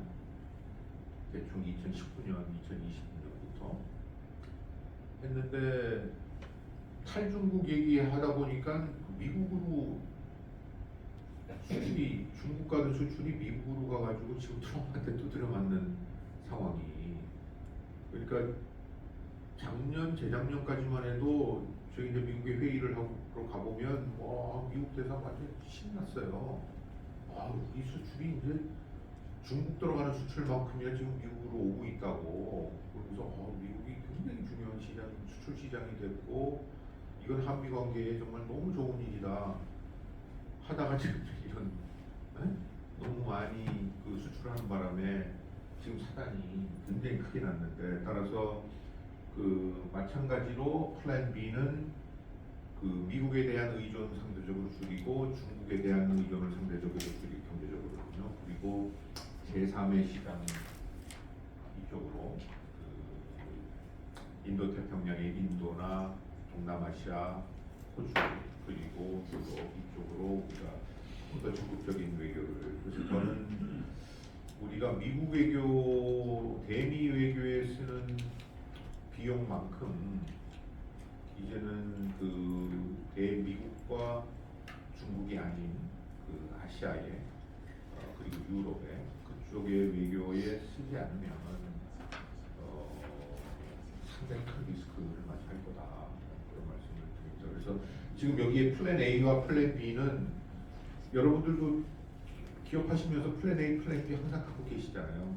이게 상호 배치되는 게 아니잖아요. 이거 하면서 언제든지 이쪽으로 갈 수 있도록 같이 준비를 해나가는 상호 모순되는 부분들이 있는데 그런 것들은 정치와 외교로 그 풀어나가는 것이고 기본적으로는 지금 이 트럼프 2.0 시대에는 우리가 그 하나의 그 플랜은 좀 위험하다. 그러니까 이 플랜 B를 플랜 B도 물론 필요하지만 플랜 B를 함께 그 운영하는 게 굉장히 중요하고 현 정부도 그런 방향으로 좀 잘 준비가 됐으면 좋겠다라고 하는 말씀드리면서 너무 오래 말씀드린 것 같습니다. 감사합니다.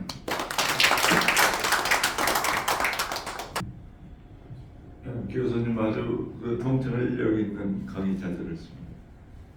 그 강의하신 내용이 이제 저는 두 가지로 받아들였어요. 하나는 가타와 WTO 체제 해체 시작으로 받아들였고 또 하나는 자국 이익 중심 그 두 가지로 받아들였는데 이제 거기에 대한 해답은 각자 도생을 하지 않으면은 언제든지 남의 힘에 의해서 남은 나라에 의해서 휘둘릴 수 있다. 이런 느낌을 받았습니다. 그랬을 때 지금 어떻게 보면은 세계의 그 정치적인 이익관계는 경제력에 따라서 움직인다고 봐지는데 그 세계 경제력은 지금 중국, 인도의 부산이라든가 미국의 힘의 역할이라든가 뻔히 지금 우리가 미래를 예측할 수가 있단 말이죠. 그래서 그 경제에 의해서 정치도 재편이 되지 않을까 이렇게 생각이 됩니다. 그랬을 때 우리나라의 어떤 지금 플랜 A, B를 말씀하셨는데 어떻게 보면은 그냥 이리 갔다 저리 갔다 이렇게 상황에 따라서 변하면 되지 않느냐 이렇게도 받아들일 수 있는 플랜 A, B인데 그렇지만 우리나라가 지금 현재 이런 상황에서 포지셔닝을 어떻게 가져가는 것이 그것은 하나의 원칙이 있어야 된다고 생각을 하는데요. 그래서 지금 그 어떤 그 WTO 체제가 미국의 기축통화 시스템이 만약 해체된다 그러면은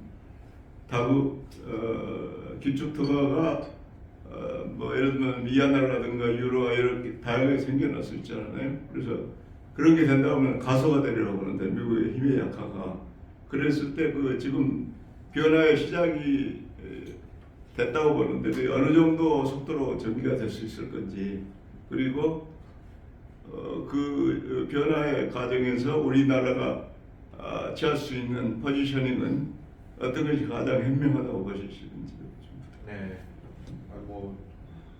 그 요약도 잘해주시고 너무 중요한 그 말씀을 해주셨는데 그 제가 지금 말씀드린 플랜 A, 플랜 B에는 중국이 없잖아요. 중국은 저렇게 노랗게 올라가고 있는데 당신은 그 여기 왜 중국 어떻게 하려고 하는 거냐 하는 그런 뭐 심정이. 왜냐하면 플랜 A는 이렇게 내려가지만 여전히 여기 투자해야 된다. 한국은 수요 문제도 있고 내려가도 여전히 그 미국은 그리고 세계 제2의 경제 대국이고 첨단 기술 쪽에서는 여전히 프론티어에 가 있기 때문에 그런 점에서는 저걸 해야 되는데 저는 저거 하나만 붙잡기에는 너무 리스키하다. 그러면 우리가 할 수 있는 거는 파란 거, 노란 거 아닌 이쪽 하부의 연대가 굉장히 중요하다라고 하는. 그래서 그 미국의 동병상련을 안고 있는 미국의 동맹국 있잖아요.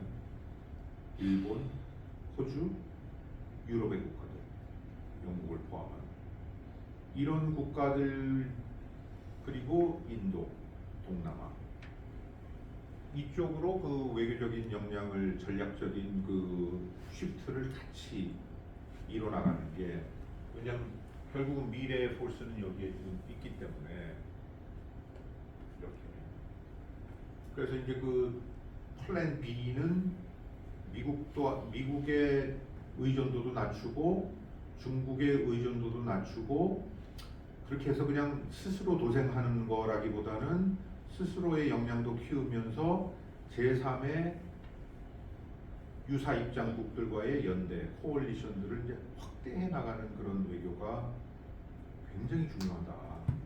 이거 우리가 한 번도 안 해본 외교잖아요.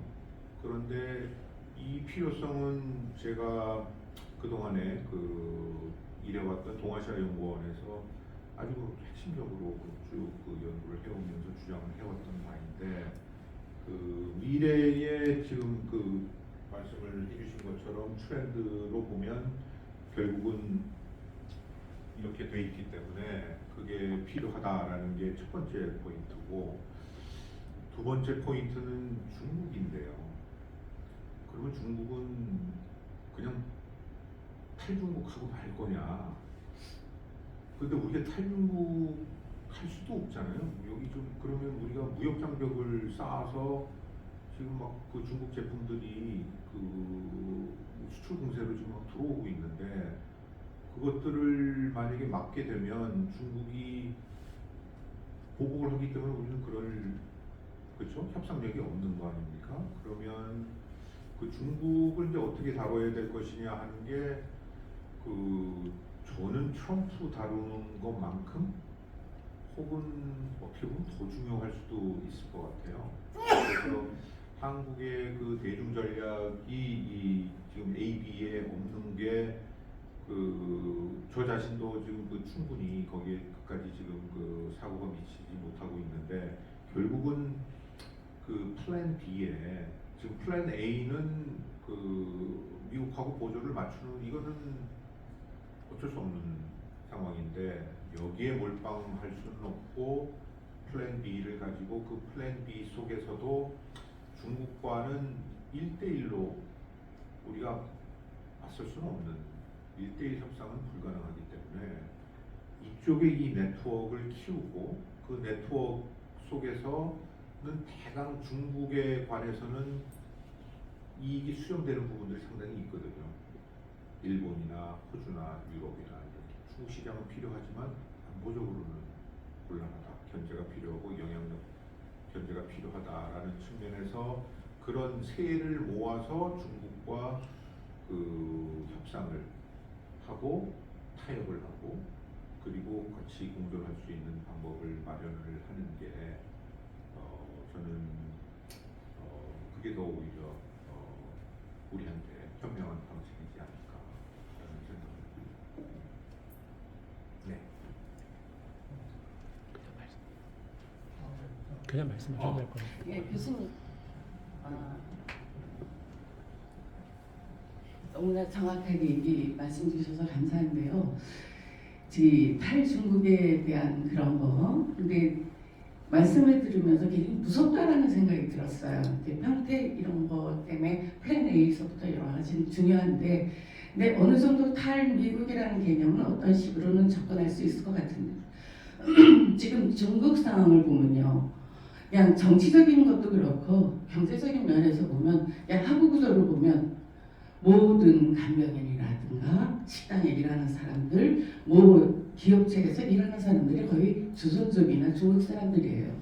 그냥 경제적으로 이분들의 침투력이 너무 많기 때문에 과연 이걸 어떻게 극복을 해야지 되나 굉장히 무섭다라는 지금 말씀 들으면서 우리가 어느 사이에 이렇게 다 점령당한 것 같은 느낌이 들어요. 그런 생각이 드니까 갑자기 아찔하다는 생각이 듭니다. 말씀 잘 들었고 이 문제를 과연 어떻게 해결해야 되나. 모든 노동자도 그렇고 굉장히 중국 분들이 많아요. 근데 서서히 아까 얘기하는 제3 그런 쪽에서도 들어오기 시작했는데 이분들이 움직이기에는 제일 산업 구조에서 취약한 부분이 그분들이 들어가 있죠. 중국 분들은 이제는 조선족들은 거의 중요한 부분에 많이 차지하고 있습니다. 그러니까 예를 들어서 아주 작게 요양간호사라든가 이런 분들은 중국 분들이 많지만 일반적으로 인도 사람, 다른 지금 얘기하신 그런 쪽에 있는 사람들은 접근이 불가능해요. 언어서부터 시작해서 여러 가지. 그러면 이렇게 밑으로 깔려서서 점점 거대하게 나가는 중국과의 이거를 어떻게 막을 수 있느냐. 더구나 정치적인 것도 약간 더 그렇고 있으니까 과연 우리나라 이것이 굉장히 무섭고 저는 좀 뼈저리게 느끼고 있습니다. 그래서 오늘 강의 너무 잘 들었습니다. 이런 유사 입장국들 혹은 동지국하고 협력이 중요한 것 같아요. 왜냐하면 호주의 상황인데 굉장히 유명한 책이 있어요. 이름이 중국의 조용한 침공. 그래서 호주의 정치 사회에 중국의 영향력이 이제 어떻게 아주 조용하게 그게 다방면으로 이렇게 쭉 침공해 들어오는 스토리인데 한국 사회도 그렇지 않습니까? 선거 개입 이런 것도 부분적으로 당연히 있었을 거고요. 여러 가지 시도들이 있었을 텐데 따라서 그런 점에 대해서 한국 사회가 저는 나이브하다고 생각해요. 그리고 실제로 중국 사회에 깊이 경험을 했던 사람들은 젊은 학자들이고 중국 굉장히 무서운 나라다. 그러니까 공산당 얘기죠. 공산당 얘기인데 그렇기 때문에 한국은 저희는 굉장히 나이브한 중국에 관한 이렇게 한번 해봤다 이렇게 한번 해봤다 따라서 그런 그 호주나 일본이나 그러니까 선행으로 이런 그 중국의 침투의 고통을 겪고 고민을 하고 스트럭을 했던 그런 국가들과 협력을 해나가는 것, 그래서 그 선행 모델이 있으니까요. 그걸 통해서 우리도 그런 조용한 침공에 대한 그 대비도 사실 그 정말 필요하고, 저희 같은 경우에는 특히 또 그런 조선 종교라고 얘기하는 경우 좀 그렇긴 한데,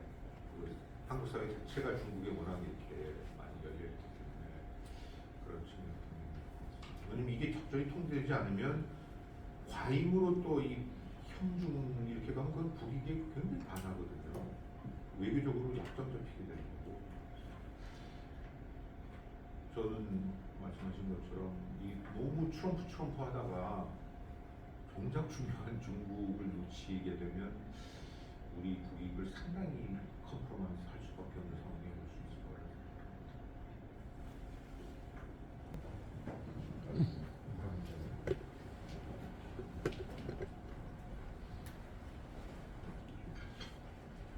예, 너무 좋은 말씀 잘 들었습니다. 우리가 봤을 때 이런 불확실한 시대에 크게 부축을 나누면 경제하고 안보라고 느껴집니다. 지금 당장 미국에 3,500억을 투자에 관한 부분도 아직 진행 단계이지 않습니까? 일본은 했다고 그러고. 그걸 잘하다가 또 우리가 외환위기 같은 걸 걸리면 안 되니까 우리나라 외환보유고가 4,100억인데 뭐 시민들 알다시피 그 투자를 잘하기 위해서 미국이 얻는 게 있으면 수압 같이 그 무제한 수압에 관한 그런 것도 보장을 좀 받아야 되는 거고, 또 하나는 평택기지가 원래는 한미협정에서 우리나라를 지키는 일환으로 돼 있는데 지금은 미국 전략이 바꿔서 중국을 또 하는 거가 되고 한국은 자주국방으로 알아서 해라. 그래서 미국의 첨단 무기를 많이 사라. 그러니까 좀 애매하단 말이죠. 그럼 우리가 우리 힘을 지키려면 핵은 없는데 그럼 해구산도 제대로 안 씌워주고, 그러면 최소한 핵 잠수함이나 아니면 미국, 일본같이 핵 처리 시설을 언제든지 해구산에 건강한 잠재력을 확보하는 것만이라도 해서, 그런 건 미국의 도움과 용인이 없이는 우리 안보에 어려운 건데, 그 두 가지 측면이 어떻게 좀 잘 해결이 돼야 되는데 어떻게 보세요? 그런 부분으로 잘 미국이 좀 도와줄 건지, 트럼프 시대에서 북한에서 보면. 네, 뭐 좀 북핵 때문에 이제 모든 것들이 이렇게 와 있는데, 미국의 핵 공약은 그 전혀 변함이 없습니다. 공약 자체는요. 근데 이제 우리의 그 트럼프에 대한 신뢰 혹은 미국에 대한 신뢰도가 좀 굉장히 많이 떨어지고 있고 글로벌한 현상이니까 저 커미트먼트 공약을 이제 얼마나 공고화 해낼 수 있을 거냐 하는 문제가 하나 있는데, 개인적으로는 그 핵과 관련해서 우리가 그 핵 개발로 가는 건 굉장히 어렵다고 봅니다. 그거는 그 두 가지 점인데요. 하나는 그 단기적인 거고 장기적인 것인데, 하나는 뭐 좋죠. 우리도 뭐 핵 갖고 그 미국도 못 믿는데 정말 제대로 된 자주독립 핵 자주 이런 얘기를 하는데, 그 핵을 독자 개발을 하는데 따른 비용이 굉장히 크지 않습니까? 이 비용이라는 게 단순히 우리의 핵 개발 비용도 굉장히 크지만 우리도 뭐 핵을 개발을 하게 되면 시설이 있어야 되는데, 전문가들 얘기를 하면 그 시설 만드는데 한 5년 걸린대요.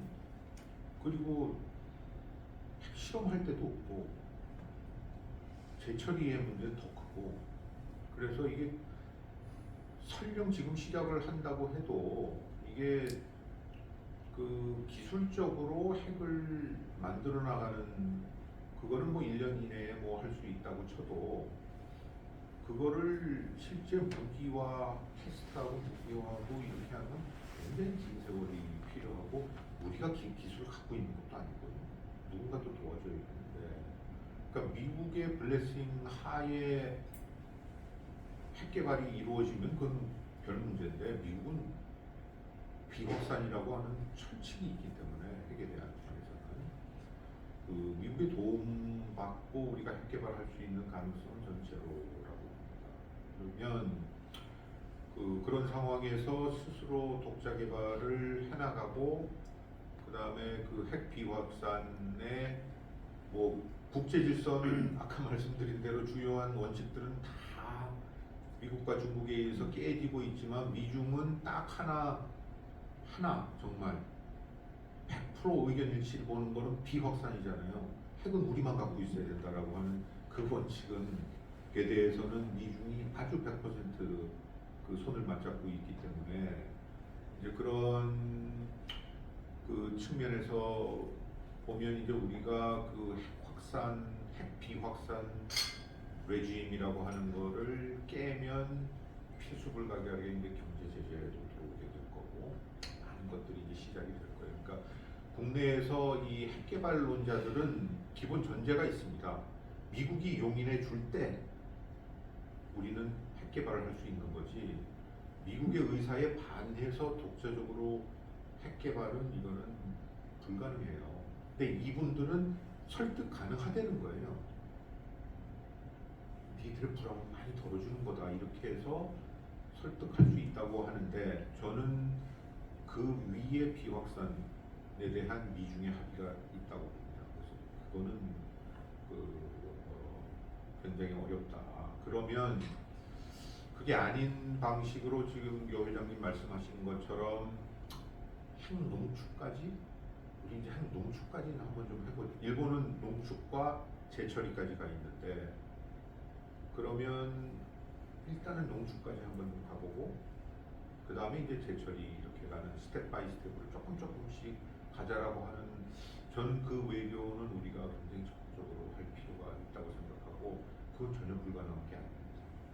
일본이 87년도에 그 농축 재처리를 허용하는 그 미일 원자력 협정을 맺었거든요. 87년도에 그때 레이건과 일본의 그 나카소네 굉장히 가까운 사이였잖아요.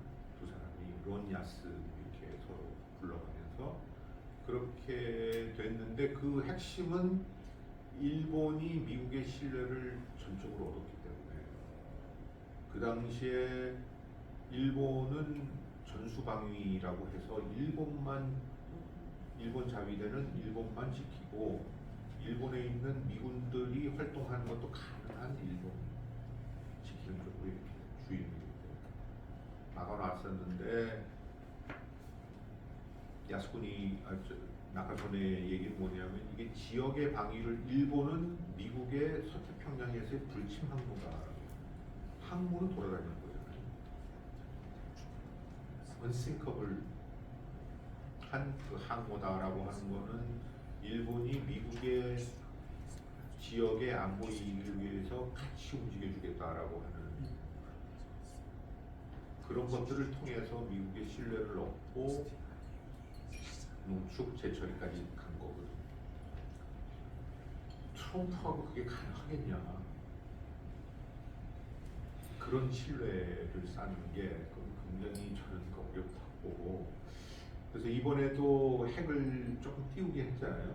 이번 그 워싱턴 정상회담에서도 후문으로 보면 뭐 거의 그 안보는 다음 라운드 지금 통상과 투자 이쪽에서 아까 얘기했던 미국의 노동자와 기업의 최대 이익을 한국이 얼마나 공헌할 수 있느냐 그거 얘기하자라고 하는 네. 네, 교수님, 저 시간이 네. 한 가지만 좀 저는 시간 질문드리겠습니다. 많습니다. 그 이번 일로 해서 우리가 가장 좀 궁금한 게 일본하고 한국의 두 나라를 비교하면서 미국의 어떤 관점에서 그거가 좀 굉장히 궁금합니다. 왜냐하면 일본은 5,500억 불을 사인했지 않습니까? 미국이 원하는 대로. 그리고 일본은 외환보유고가 많이 있다고 그래요. 그래서 5,500불을 줘도 되고 또 그거를 5년, 제가 알기로는 5년마다 분납하는 걸로 알고 있습니다. 그런데 우리나라는 지금 3,500억 불이 우리나라 예산이 한 800조 되는데 우리나라 예산이 한 500조 정도의 3,500불이 되고 있지 않습니까? 이거를 45일 내로 미국에다 송금을 하는 거 아닙니까? 그럼 우리나라 외환보유고가 지금 한 4천억 불이나 4,500 그 정도 있는데 3,500불을 보내니까 지금 우리나라에서 IMF 같은 게 또 오지 않겠느냐. 그리고 이제 우리나라가 미국한테 수합을 제안했잖아요. 무제한. 근데 미국이 그건 못 들어주겠다 이러고 있거든요. 그리고 45일 만에 3,500억 불을 보내라는 입장인데 제가 이제 질문 드리는 거는 이번 일로 인해서 한국과 일본이 선택하고 있는 이 정책이 전략이 우리나라 관점에서 과연 옳은 건지 또 일부 우리나라의 그 여론은 우리나라 현 정부가 미국한테 밉보였다. 이재명 정부가 미국한테 찍혔다.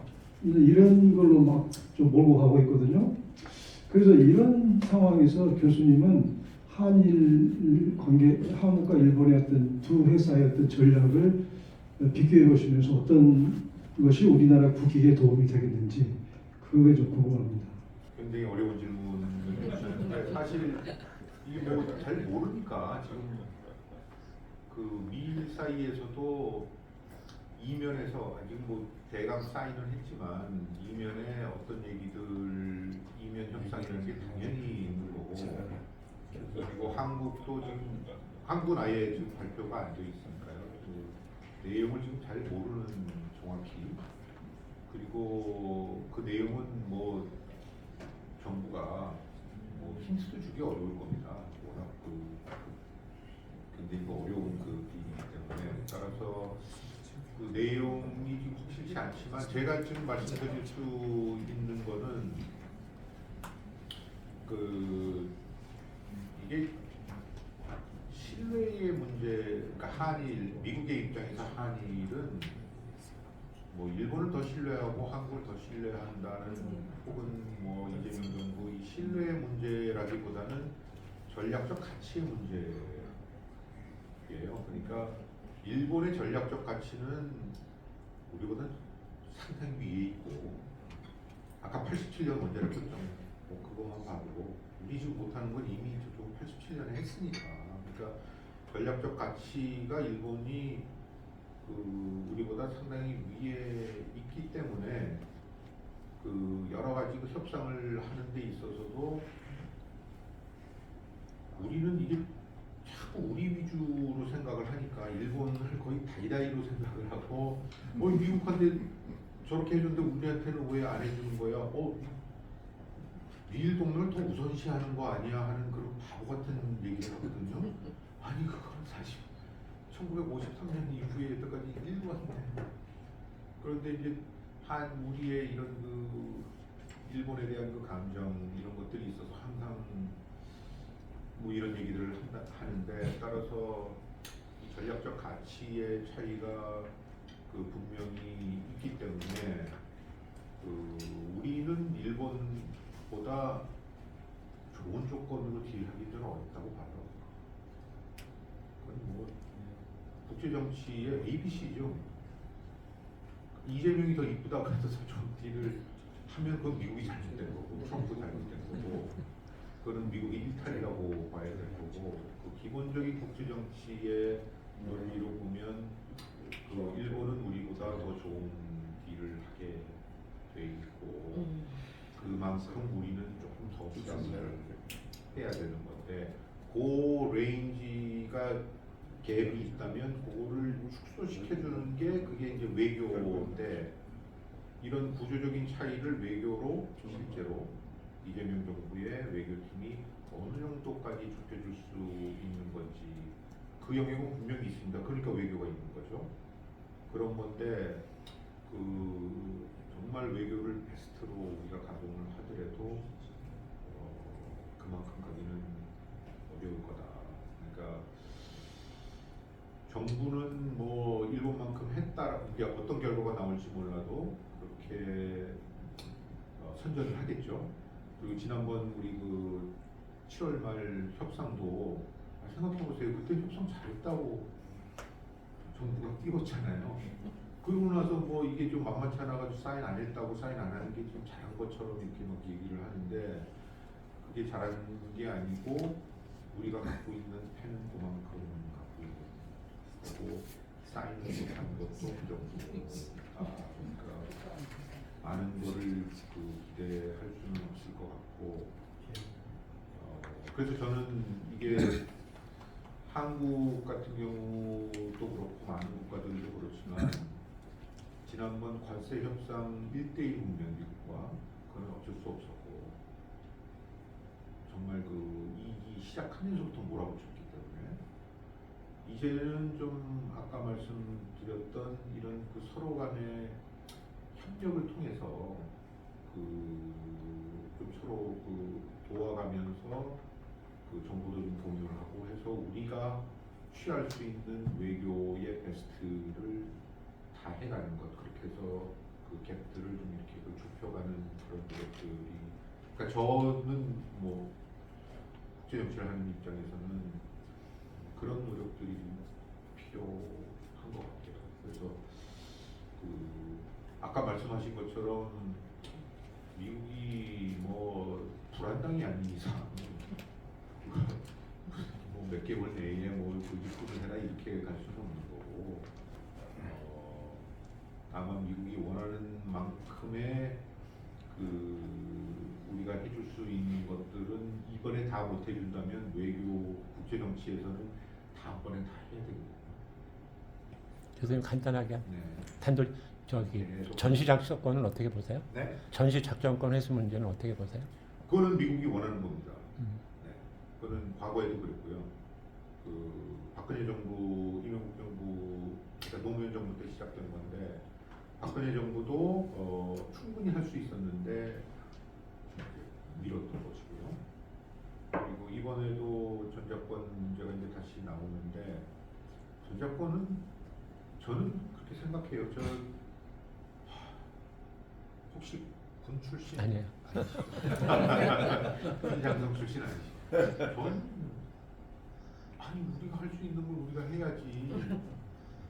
그걸 갖다가 아니 옆나라 일본도 거기는 헌법에 의해서 군사적으로 굉장히 제약되어 있음에도 불구하고 전자권 자기들이 갖고 있는데 우리가 그거를 못한다고 하면 언제까지 미국의 커맨더 아래에 있어야 되는지 그러니까 준비하는데 시간이 걸린다면 정말 준비를 시작을 해야 되는 것 같은데 안 하고 계속 미루기만 했던 게 20년입니다. 네? 지금 관세 협상이 굉장히 우려스러운. 글쎄요. 되신 것 같아요. 그러니까 저는 7월 달까지도 그 입장이었거든요. 저는 플랜 B를 마련해야 된다는 입장이기 때문에 그러니까 우리가 관세 25% 관세를 갖는다는 현대자동차나 이런 분들 안 계시고 관련되시는 분들한테 너무 죄송한 말씀인데 그거는 그만큼 부분적인 디커플링이 그러니까 소위 상호 의존이 낮춰지는 거잖아요. 수출을 덜 하게 돼요. 어쩔 수 없이 덜 하게 되는 거니까. 그리고 투자도 덜 하게 돼요. 지금 이게 패키지니까요. 그렇죠? 관세를 낮추는 대신 투자를 많이 해라. 이렇게 되는 거는 관세 낮춰서 교육도 더 많이 하고 계속하고 투자해가지고 한국은 더 미국에 많이 엮이게 되는데 투자라는 게 선코스트가 있어가지고 굉장히 비대칭적인 거잖아요. 정치적으로, 전략적으로. 전략적으로의 의미라는 거는 이걸 끊는다는 그렇죠? 이걸 끊겠다라고 했을 때 누가 더 큰 타격을 받느냐에 따라서 협상력이 확 달라지는 거예요. 이제 그런 측면에서 적정한 수준이 어디까지인지는 그 경제학자들이 계산을 해야 되겠지만 저 입장에서는 이거 무역, 그러니까 수출과 투자가 너무 많아서 지금 이 사단이 났기 때문에 이것들을 좀 낮추고 그 시장들을 좀 더 미중이 아닌 다른 쪽으로 이렇게 확대하는 게 우리에게 그게 경제적으로 효율을 맥시마이즈 하는 길은 아닐지라도 지금과 같은 불확실성 대전화 시대에는 그렇게 갈 수밖에 없지 않느냐라고 하는 게 제 입장이었기 때문에 저는 차라리 관세를 자꾸 일본하고 비교를 하는데 우리 15%까지 안 가더라도 그 적당한 수준에서 매니지를 하는 게 저는 좋다고 생각을 했어요. 그렇게 되는 경우에 국내 여론을 어떻게 달릴 것이냐 하는 건 굉장히 크죠. 왜냐하면 관세는 즉각적인 그렇죠? 반응을 일으키기 때문에. 근데 이제 미국하고 협상을 이렇게 한번 하고 나서 애초에 그렇게 협상을 들어간 게 아니라 그 협상을 하고 협상 잘했다고 해놓고 그러고 나서 이제 슬슬 뭐 이거 사인하는 거 굳이 이게 도움이 안 된다라고 해가지고 사인 안 했다 그러면 그거는 그 협상이 잘된 협상이 아닌 거잖아요. 협상을 타결을 못한 건데 우리 헤드라인에는 타결했다고 나왔어요. 관세 협상 타결했다고. 문서가 안 나, 문서는 곧 나온다. 15% 받는다 이렇게 했는데 지금 이제 그렇게 되면 그건 사기친 거잖아요. 관세 협상 타결했다고 그러고 미국의 주장이 너무 과해서 우리 지금 사인 안 했다 안 하고 있다가 그냥 25% 그냥 맞을랜다 이렇게 되면 그거는 거짓말이에요. 미국이 한국인잖아요. 아니 국민들이 싹 잊어주시면 괜찮은데 그래서 저는 그 전략을 애초부터 가지고 갔다고 하면 저는 상당히 용기 있는 전략이라고 학자라 지나간 일에 대한 해석과 평가 하는데 이제 앞으로 그러면 이제 어떻게 될 것이냐 지금 그 질문을 해서 딱히 답변을 못 드렸습니다.